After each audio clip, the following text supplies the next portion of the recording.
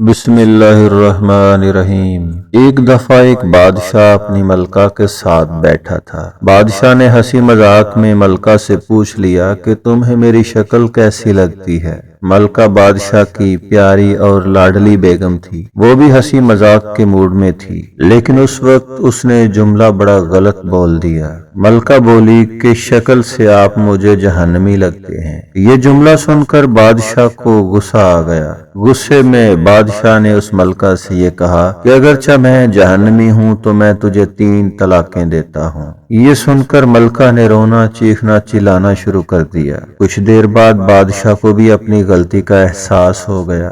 بادشاہ نے ملک کے تمام بڑے نامور علماء اور مفتیان اکرام کو اپنے دربار میں بلا لیا۔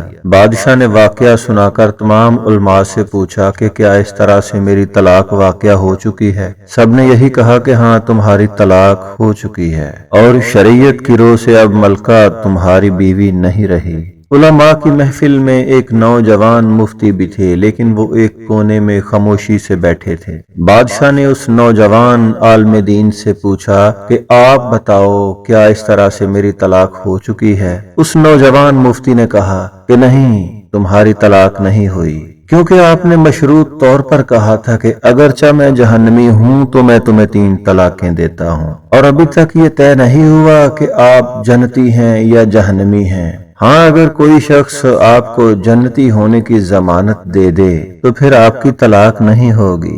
بادشاہ نے جذبات میں آ کر کہا، لیکن مجھے اس کی ضمانت دے گا کون؟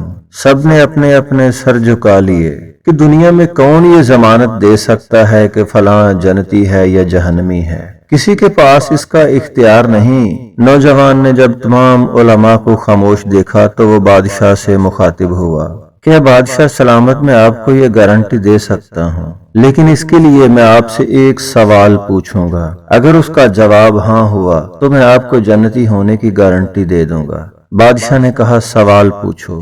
نوجوان نے پوچھا کہ اے بادشاہ سلامت، کبھی آپ کی زندگی میں کوئی ایسا موقع آیا ہو کہ آپ گناہ پر قادر ہوں لیکن آپ نے اللہ کے خوف سے وہ گناہ چھوڑ دیا ہو؟ بادشاہ نے سر جھکایا اور سوچنے لگا، پھر سر اٹھا کر کہنے لگا کہ ہاں، ایک بار ایسا ہوا تھا۔ میں اپنے کمرے میں داخل ہوا، وہاں ایک نوکرانی صفائی کر رہی تھی۔ وہ نوجوان لڑکی تھی اور بڑی خوبصورت تھی۔ میں بھٹک گیا تھا، میں نے دروازے کی اندر سے کنڈی لگا لی۔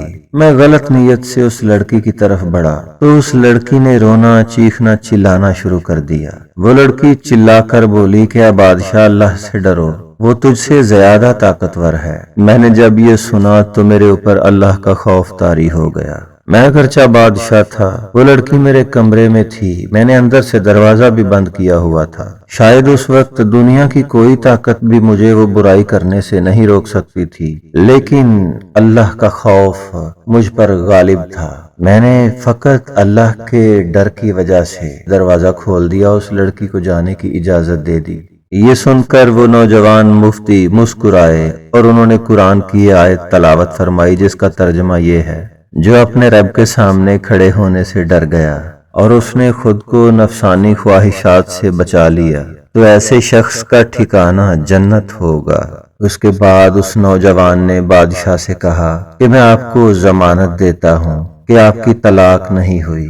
جانتے ہو وہ نوجوان کون تھے؟ وہ نوجوان امام شافعی رحمۃ اللہ علیہ تھے۔ وہ بادشاہ خلیفہ ہارون الرشید تھے اور ان کی بیوی ملکہ زبیدہ تھیں، جن سے وہ بہت زیادہ محبت کرتے تھے۔ ایک عام انسان اس زمین پر رہتے ہوئے گناہوں سے پاک زندگی گزار لے، یہ بہت مشکل ہے۔ انسان دن بھر میں گناہ بھی کرتا ہے، نیکیاں بھی کرتا ہے، لیکن پھر بھی کوئی نہ کوئی ایسے انسان کے اعمال ہونے چاہیے کہ انسان کو یہ لگے میں گناہ پر قادر تھا لیکن اللہ کے خوف کی وجہ سے گناہ چھوڑ دیا تھا۔